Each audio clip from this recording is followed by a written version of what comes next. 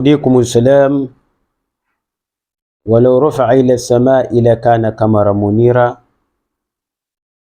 ولو سقط على الأرض لكساها سندسا وحريرا ولو مزج بماء البحار لجعل ملحا أجاجا عذبة فراتا سلسبيلا. ألا هو السلام عليكم ورحمة الله وبركاته. أحبابي في الله walmustamiina fi dini llahi, ndugu zangu Waislamu na wale wasikilizaji wa maudhui hii katika dini ya Mwenyezi Mungu Allah Subhanahu wa Ta'ala. Leo tumeadhimia kwamba tuzungumze kuhusiana na hakika ya uwepo wa Mwenyezi Mungu, na mada hii tumeamua kuizungumzia kwa sababu ni moja kati ya mada muhimu sana, hasa kwa nyakati tulizokuwa nazo. Nyakati hizi ambazo watu wengi wamejizatiti sana kwenye kupinga uwepo wa Mwenyezi Mungu na kwenye kujielekeza kwenye dhana ya dunia isiyo na dini, dunia isiyo na imani, ama dunia isiyokuwa na fikra ya Mungu ndani yake. Lakini pia lazima tuelewe kwamba dhana hii ya kusema kwamba Mungu hakuna sio ya jana wala ya juzi, bali ni dhana ya muda mrefu ambayo iliasisiwa tangu zamani na imekuwa ikitetewa na watu wa kale wa Kigiriki katika falsafa zao, lakini pia imeendelea kutetewa Ulaya na Marekani karne ya 18, karne ya 19 na karne ya 20. Tulipata kueleza kwamba dhana hii imepitia migongo mbalimbali ya falsafa kama vile secular humanism, kama vile materialism, kama vile evolution na nyinginezo. Na wote hao wamejaribu kusimama, kila mmoja akijaribu kueleza kwamba hakuna Mungu. Hata hivi tunavyoona leo hii, baadhi ya watu wakijitokeza humu kwetu Tanzania na ukanda huu wa Afrika Mashariki wakisema hakuna Mungu, basi ni sehemu ya mapitio tu ya yale mambo machache ambayo yalizungumzwa kwa wingi huko Ulaya. Hivi majuzi, karibia miaka miwili au mwaka mmoja na kidogo, wakajitokeza katika ukanda wetu wa Afrika Mashariki watu waliojiita wachokonozi, na tuliahidi kwamba tungeweza kueleza kila hatua ya makosa waliokuwa nayo bila kujali, bila kuwa na wasiwasi, kwa sababu twaelewa kwamba uwezo wa kufafanua kila watakachokikosea tunao kwa idhini ya Allah. Na niwaombe wale Waislamu ambao baadhi yao wamekuwa na mashaka, wasiwe na mashaka katika imani yao. Hakuna dini iliyokuwa imejikamilisha, imejizatiti katika kujibu hoja za watu mbalimbali duniani, zile za uongo, zaidi ya Uislamu. Hakuna dini ambayo imekamilika kihoja kuliko Uislamu. Kwa hivyo yoyote ambaye ana mashaka katika dini yetu, akiwa ni Muislamu, aondoe mashaka hayo, kwa sababu hakuna hata mara moja Uislamu ulipata kuangushwa katika ulingo wa hoja. Hivi karibuni tumeshuhudia, nikitoa ushahidi wa kwamba Uislamu mara zote umekuwa ukishinda ulimwengu wa wazushi kwenye ulimwengu wa hoja au katika ulingo wa hoja. Hivi karibuni Waislamu walipakaziwa zigo zito la kuwa wao ni magaidi, dhana ambayo imeendeshwa kwa karibia robo karne, tangu mwaka 2000 hadi 2020 na kitu hivi. Lakini ukweli sasa uko bayana kwamba si kweli kwamba Waislamu ni magaidi, bali ukweli ni kwamba Waislamu ni wasimamiaji wa haki zao na haki za wenzao. Na kwa sababu ulimwengu unaokandamiza haki za watu haupendi kuona haki hizo zikitetewa na baadhi ya watu, basi wale waliosimama kutetea haki za watu wengine na haki zao walionekana wao ni magaidi. Lakini kwa hakika Uislamu sio dini ya kigaidi na wala sio dini inayosapoti ugaidi. Kwa hivyo kama Uislamu uliweza kushinda vita hivi, basi Uislamu unaweza kuishinda vita yoyote itakayokuwa imeanzishwa, vita ya kimaneno, vita ya kifalsafa, vita ya kisilaha. Kwa uwezo wa Mwenyezi Mungu, Waislamu hawashindi kwa uwezo wao. Kwa uwezo wa Mwenyezi Mungu, Waislamu kila mahala walipokuwa wamesimama kwa ajili ya kutetea dini yao, Mwenyezi Mungu aliwapa nusura. Ndugu zangu Waislamu, katika moja ya vita ambayo ni hatari kwa siku za leo ni vita ya kifikra, ambavyo vita hivi kama nilivyopata kueleza katika moja ya video zangu, ni vita inayoathiri kwa ukubwa sana. Maeneo mbalimbali yanayoathirika na vita hii ya kifikra ni jumla ya upande wa Waislamu na hata upande usiokuwa na imani ya Kiislamu. Maana vita ya kifikra inaathiri hata wasiokuwa Waislamu.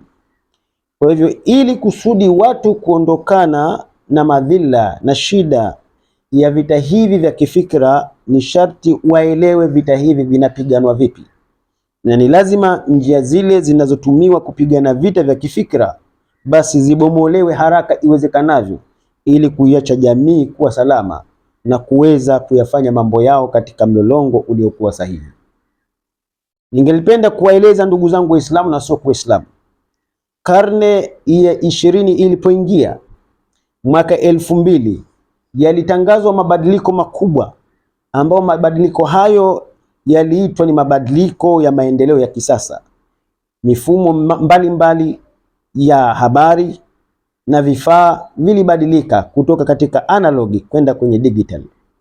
Mifumo hii yote ilijaribu kutumiwa ili kubadilisha mbinu za vita vya fikra kutoka vita vya kale hadi vita vya kileo. Ningelipenda kuyaainisha mambo yafuatayo kwa kueleza kwamba tulishuhudia karne ya 20 baada ya karne ya 19 kupita, vita vikuu vya dunia vya kwanza, ambavyo nilieleza kwamba vita hivi vilikuwa ni vita vya silaha za moto. Majeshi ya nchi mbalimbali yalipigana na watu mbalimbali wasiokuwa na hatia waliuawa. Kadirio la tathmini zilizofanyika ni kwamba watu karibia milioni 10 waliathirika na vita vya kwanza vya dunia kwa maana ya vifo, ukiachilia mbali waliojeruhiwa na walioachwa bila makazi na ambao wengine walipatwa na matatizo ya kisaikolojia. Vita vya pili vya dunia ambavyo navyo vimeanzia huko Ulaya vilipelekea jumla ya watu wapatao milioni 50 kuondokwa na uhai. Lakini pia tulishuhudia karne hiyo kwa historia iliyobaki mpaka leo inayosomwa kwamba makombora ya hatari kabisa yaliyo kinyume na ubinadamu, yaliyokuwa ya maangamizi, kwa mara ya kwanza yalitumika humu duniani na yakawaathiri watu katika miji ya Japani, Hiroshima na Nagasaki. Lakini pamoja na hivyo kuna watu waliathirika. Watu walioathirika ni wale walioshiriki vita moja kwa moja, akina mama na watoto ambao walikuwa hawawezi kujihami. Jumla ya wale waliofanyiwa tathmini kwa kufa tu kwenye vita hivi vya dunia ni watu milioni 50, ukiachilia mbali wale ambao hawajulikani. Lakini kuna majeruhi na kuna watu wengine ambao taarifa zao haziko bayana, ukiachilia mbali walioathirika kisaikolojia. Majengo mbalimbali na miji ilibomolewa na vita hivi vya dunia vya pili. Pamoja na hivyo vyote, kuliingia mfumo mwingine wa vita baada ya vita vya moto kupita, yani vita vya kwanza na vita vya pili. Vita vilivyofuata ni vita baridi ambavyo vimepiganwa kwa karibia miaka 20 au 30 hivi. Mifumo ya siasa, uchumi ndio iliyokuwa nyenzo za kupigana vita baridi. Mifumo iliyogawanywa katika ukanda wa mashariki na ukanda wa magharibi, yani Eastern na Western, huku tukiona mataifa makubwa yenye nguvu duniani, Urusi na Marekani, kuwa ndio viongozi wa vita hivyo na washirika wao. Vita hivi vimeathiri kwa kiwango kikubwa uchumi wa dunia. Baadhi ya mataifa yalianguka kiuchumi, baadhi ya mataifa yalijikusanyia utajiri usiokuwa na kifani. Lakini kama haitoshi, vita hivi vilifuatiwa na vita vya vyombo vya habari. Vita vya vyombo vya habari ndivyo ambavyo vimebeba dhana kamili ya vita vya kisaikolojia, vita vya kiakili au vya kifikra. Vyombo vya habari vilianza kutumika kuwa ni silaha kwa kueneza propaganda, na kuwafanya wafuasi wa dunia hii kufuata mitazamo fulani fulani bila kujua undani wake, kwa sababu vyombo vya habari vilitumika kutangaza ubora au ubaya wa kitu. Yeyote aliyechukiwa, basi vyombo vya habari vilichukua hatua ya kumtangaza ni mbaya, na ni kweli alionekana ni mbaya. Na yeyote aliyependwa, basi vyombo vya habari vilitumika na kumfanya aonekane kama nabii au masihi mbele ya macho ya watu. Vita hivi vya habari vilipelekea mashirika makubwa ya habari duniani kupata nguvu, na hii ni kwa sababu wataalamu wa vita vya kwanza na vita vya pili vya dunia na vita baridi walijifunza kuwa kumbe kuna wakati mwingine vita vya habari vinakuwa na athari kubwa zaidi kuliko vita vya bunduki, kwa sababu walituambia wazi wataalamu wa vita hao kwamba siku zote vita vya bunduki vinapoanza, inachoanza kufa katika uwanja wa vita ni ukweli. Kwa hivyo walielewa kwamba kumbe ukweli ukifa ni rahisi vita kuwa rahisi. Kwa hivyo ukweli unauliwa na nini? Lazima uliwe na habari, taarifa ambazo sio rasmi, taarifa zisizokuwa za ukweli. Kwa kulijua hilo, ndipo vyombo vya habari vikubwa vikaanzishwa au vingine vikaendelezwa na kupigana vita vya habari vya karne ya 21. Vyombo vikubwa kama BBC, CNN, Sky News, Al Jazeera na nyinginezo mfano wa hizo vilitumika vifaa hivi au vituo hivi vya habari kueneza propaganda. Hata leo tunashuhudia kwamba Waislamu wengi wanapopita kwenye miji, baadhi yao huonekana si watu salama kwa watu wengine, na yote haya hayatokani na kingine isipokuwa ni propaganda iliyoenezwa kwenye vyombo vya habari kwa miaka mingi. Bali kama haitoshi, waliona vituo vya TV kama BBC vya kusubiria saa 2 taarifa zisomwe haviwezi kufikisha taarifa kwa kasi, lakini havina faida kubwa. Ndipo sasa watu wenye maarifa zaidi ya kupigana vita hivi wakaamua kuanzisha vyombo vya habari vya mtandaoni ama social media. Vyombo vya habari vimekuwa ni athari kubwa, na kwa bahati mbaya zaidi wengi wetu twavitumia bila kuelewa athari hizo ni hatari kwa kiwango gani.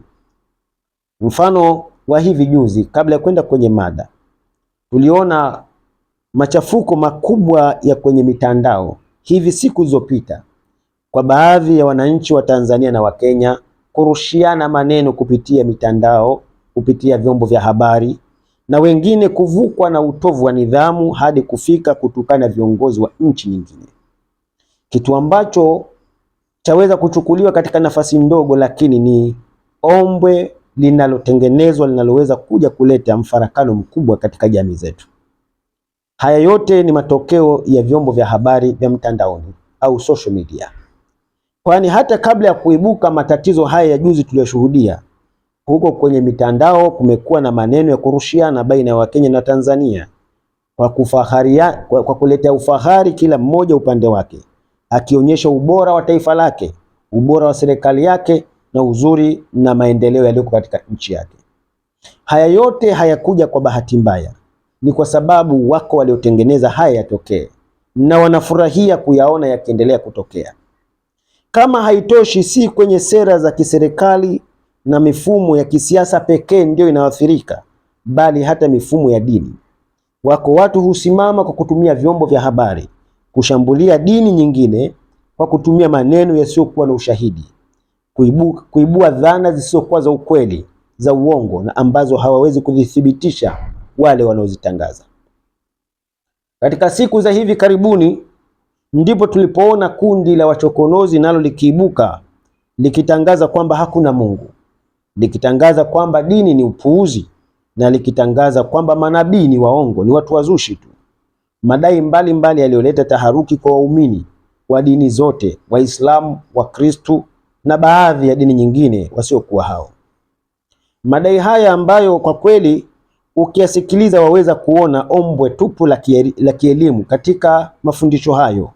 Unaweza kuona kwamba kuna umbali baina ya ukweli na kile kinachosemwa, Lakini hata hivyo, ni wangapi wana uwezo kupima mambo haya kwa vipimo vya kielimu? Watu wetu wengi ni wapokezi zaidi na si wachambuzi, si watu wenye uwezo wa kudadavua na kuona ukweli uko wapi kutokea pale uongo uliposhamiri.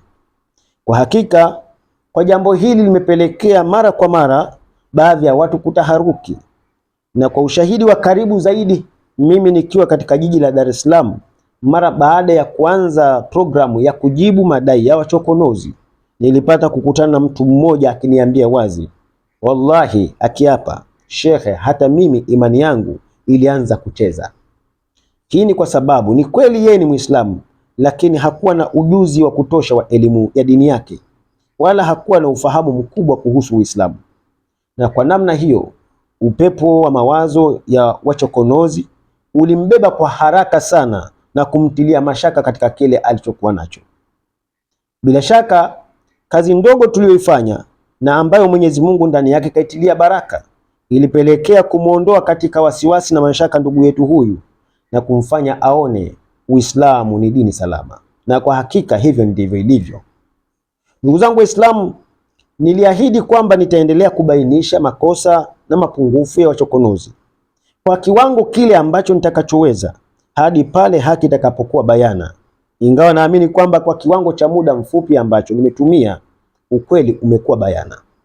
Nimefanya kila aina ya jitihada kama nilivyokwisha kuwaeleza, na kwa kushirikiana na Waislamu wenzangu juu ya kuhakikisha kwamba watangazaji wa fikira hizi tunakaa nao mezani ili jamii ione ukweli na kutenganisha masafa baina ya ukweli mahala ulipo na uzushi waliokuwa nao. Lakini hata hivyo, kila jitihada niliyoifanya haikufua dafu. Zaidi ya hapo, walibakia watu wachache wakiwa katika fikira zile zile za kutukana, hata bila kuelewa kinachozungumzwa kina uzito kiwango gani. Siwezi kuwakataza wenye kutoa maneno magumu, kwa sababu hivyo ndivyo ilivyo siku zote. Ukweli unapokuja, uongo lazima ujiondoe, na uongo kujiondoa, ishara yake ni makasiriko na hasira. Hivyo hasira walizokuwa nazo watu, naamini kwamba ni kutokana na kile walichokishikilia kisichokuwa na mashiko. Kwa hakika, mtu yoyote akishika kitu chenye uhakika haogopi, hawi na wasiwasi, hawi na matusi, anakuwa mtulivu na yuko tayari kujadili. Huo ndio ukweli. Ndugu zangu Waislamu, katika kuonyesha makosa yale ambayo wachokonozi wamekuwa wakiyatumia mara kwa mara, na kwa bahati mbaya watu wasiokuwa na uchunguzi mzuri wa kimaandiko wamekuwa wakiingia kwenye mtego huu, ni mfano wa vile walivyofafanua kitabu cha Mwanzo, kitabu kinachoaminiwa na Wakristo, kitabu cha Mwanzo sura ya 1 mstari wa 1, pale kulipoandikwa, hapo mwanzo Mungu aliziumba mbingu na nchi, nayo nchi ilikuwa ukiwa tena utupu. Walipofika katika pointi hii, wachokonozi walisema, kwa mujibu wa andiko hili, ardhi ilikuwa ukiwa tena utupu. Kwa hivyo twaweza kuona kwamba ulimwengu umetokea katika utupu, wakimaanisha ex nihilo, neno lililotumiwa na wanatheolojia wa Kikristo kama vile Thomas Aquinas na wengineo, jambo ambalo halina ukweli, kwa sababu ufafanuzi wa ex nihilo kwa kupitia kitabu cha Mwanzo sura ya 1 mstari wa 1 haulingani na kile kinachoongelewa na wanatheolojia mbalimbali wa Kiislamu na hata wa Kikristo. Fikra ya kusema ulimwengu ulitokea katika daraja ya ex nihilo unakubalika kwa baadhi ya wanachuoni wa Kiislamu na unakubalika pia kwa Wakristo, kulingana na jinsi walivyoweza kutafsiri maandiko na jinsi Mungu alivyoumba. Lakini ushahidi walioutumia wachokonozi kutaka kujaribu kuingiza fikira hiyo ni ushahidi usioendana kabisa, kwa sababu zifuatazo. Sababu ya kwanza, ex nihilo ni fikra ya kwamba ulimwengu kabla ya kuwa na chochote, yani kabla ya kuwepo ulimwengu, kulikuwa na ombwe tupu. Naomba tusikilizane vizuri. Kabla ulimwengu hauja kuwapo, kulikuwa na ombwe tupu. Maana yake hakukuweko na mbingu, hakukuweko na ardhi, wala hakukuweko na chochote. Aliyekuwepo ni Mungu peke yake, aliyekuwa mahala anapojua yeye, au asiyekuwa na hitajio la mahala. Kwa hivyo, kulingana na kipengele hicho, kwa misingi ya wanazuoni wa Kiislamu na hata wa Kikristo, Mwenyezi Mungu yeye alikuwepo kabla ya kuwepo kwa mahala. Kwa ushahidi huo, ndio maana ya tamshi ex nihilo. Lakini ukilichukua tamshi hilo ex nihilo ukalileta kwenye kitabu cha Mwanzo sura ya kwanza mstari wa kwanza, utaona kwamba dhana hii haikubaliki, yaani kulitafsiri kwa kupitia andiko lile si kweli. Kwa nini? Kwa sababu ombwe tupu lilotajwa katika kitabu cha Mwanzo sura ya kwanza mstari wa kwanza si ombwe tupu la kutokuwepo kwa viumbe, ni ombwe tupu la viumbe kutokuwa na viumbe wengine. Maana yangu nikiwa na maana, dunia ni kiumbe kilichobeba viumbe. Dunia ni sayari iliyokuwa na mimea. Dunia ni sayari iliyokuwa na wanyama. Dunia ni sayari iliyokuwa na wadudu. Dunia ni sayari iliyokuwa na ndege na jamii ya viumbe mbalimbali. Wakati andiko la Mwanzo sura ya kwanza mstari wa kwanza linaelezwa, linatuambia kwamba dunia iliumbwa, na baada ya kuumbwa dunia, nayo dunia ilikuwa ukiwa tena utupu. Hii ni sawa na kusema tayari ombwe la ex nihilo lilikuwa lishajazwa kwa uwepo wa dunia, lakini baada ya dunia kuwapo, nayo dunia ikawa haina kitu. Ndicho kinachokusudiwa. Kwa msingi huu ex nihilo haingii kwenye kipengele cha Mwanzo 1:1 kama wachokonozi walivyotafsiri, bali inakwenda nyuma kabla dunia haija kuwapo. Hiyo ndio elimu ya ex nihilo kulingana na wasomi wanavyotueleza na jinsi elimu inavyokubali. Kwa msingi huo, kulingana tafsiri hii walioitoa wachokonozi, twaweza kusema wazi kwamba tafsiri walioitoa ni ya uongo na si ya kweli. Hata kama mimi si Mkristo, lakini naona uongo wa wazi kusingizia Biblia kwenye kipengele ambacho si cha kweli. Kwa namna hii twaweza kusema wazi kwamba wachokonozi ndio maana mara zote wamekuwa wakipiga vita elimu. Ni kwa sababu wanaelewa kwamba mwiba mbaya na hatari kwa yale wanayoyaongea ni elimu. Si kweli kwamba wanapinga elimu kwa sababu elimu ina madhara, na sisi hatusemi kwamba kila elimu ni nzuri, lakini hatuwezi kupinga elimu kwa ujumla wake. Ila kwa wachokonozi wanakubali au wanachokieleza ni kwamba elimu haina maana. Lakini ukitazama sababu gani elimu haina maana na sababu gani wasomi hawaonekani wenye maana mbele ya wachokonozi, ni kwa sababu wachokonozi wanaelewa kwamba wakiongeacho sio kitu cha kielimu, na mwiba mkali unaoweza kuwafanya wachokonozi wasionekane ni wa kweli ni elimu. Kwa namna hii fundisho hili walilolitoa ni la uongo, sio la kweli, na kwa kipengele hicho wamesingizia kitabu cha Biblia kwenye maelezo ambayo hayahusiani. Jambo la pili, wachokonozi kama wanakubali kwamba ulimwengu umetokea katika ombwe tupu, hapa kuna swali la kujiuliza. Swali la kujiuliza, vitu visivyokuwepo vimekuwepo vipi? Yaani vipi vitu vimekuwepo kutokana na kutokuwepo? Ukisema hakuna Mungu na ukisema kulikuwa na ombwe tupu, maana yake hakukuweko na chanzo chochote cha uwepo. Sasa vipi leo vitu vipo wakati kilichopelekea viwepo hakipo, au kinachoweza kupelekea viwepo hakipo? Swali hili ni wazi kwamba wachokonozi wakikubali kwamba ulimwengu una mwanzo, ni sharti wakubali yupo aliyeuanzisha.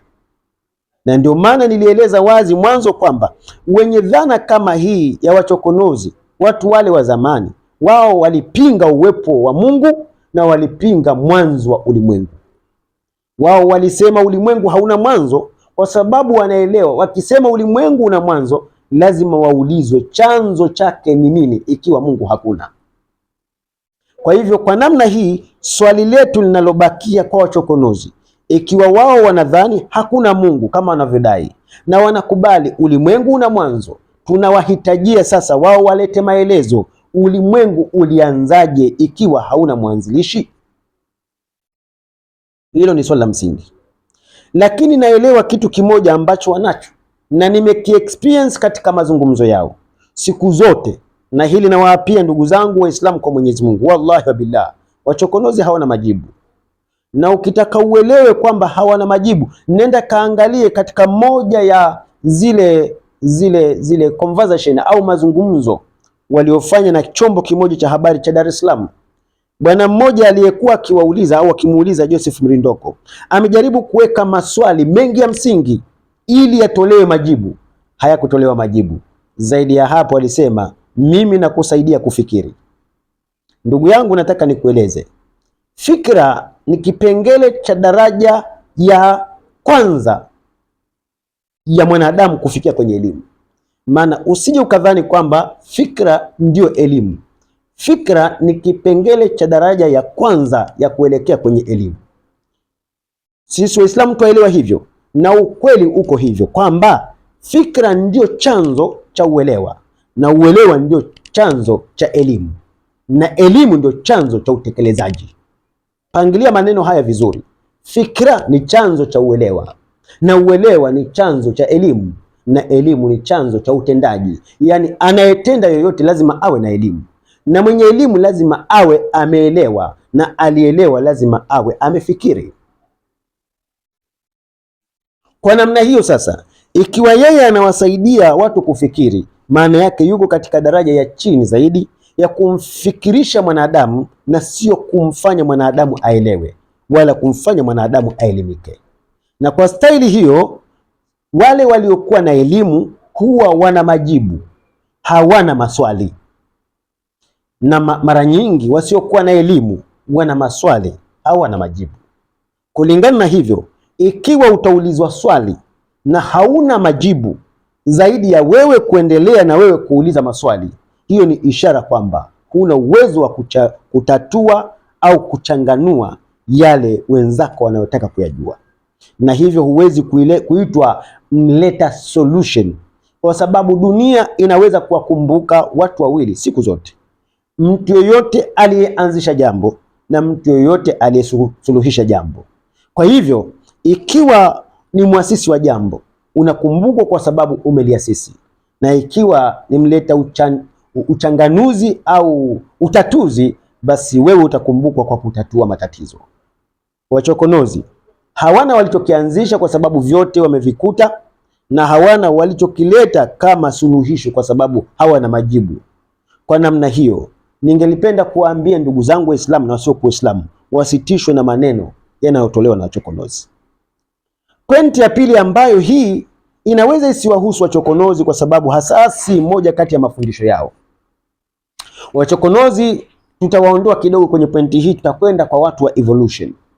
Evolution ni nadharia moja katika nadharia ambazo zimekuwepo humu duniani kwa muda mrefu, na kama nilivyoeleza kwamba kutoka karne ya 18, karne ya 19 na karne ya 20, watu wengi tumekuwa tukisikia habari zilizotokea huko zamani kwamba elimu ya kumtambua Mungu imepitia kwenye majaribu mbalimbali, na waumini wamepitia katika changamoto mbalimbali, na walioleta changamoto mojawapo ni hao waliojiita ma evolutionists, materialists, na hao wanaofuata imani kama vile ya secular humanism na nyinginezo.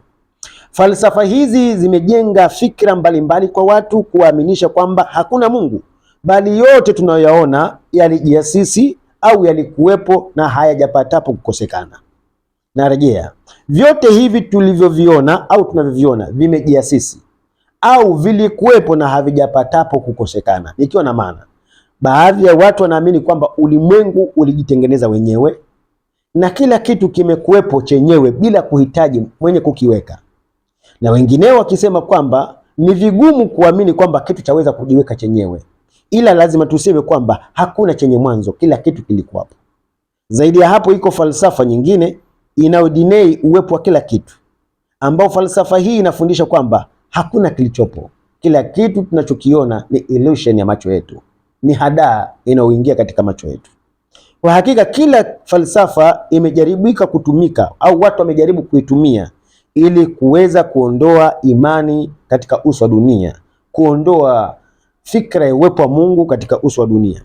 Alhamdulillah, kwa miaka hiyo chungu tele, lakini bado waumini wameendelea kuwapo, na kadiri siku ziendavyo, kiu na hitajio la Mungu katika maisha ya mwanadamu imekuwa ni kubwa zaidi, bila kujali kwamba imani hiyo iko katika bara gani, ina usahihi au mapungufu kiwango gani, lakini bado kiini ni kile kile, uwepo wa Mungu. Na hapa ningerudi nyuma kidogo na kuwakumbusha hata wachokonozi pia, ingawaje nilishasema natoka kwenye mada hii,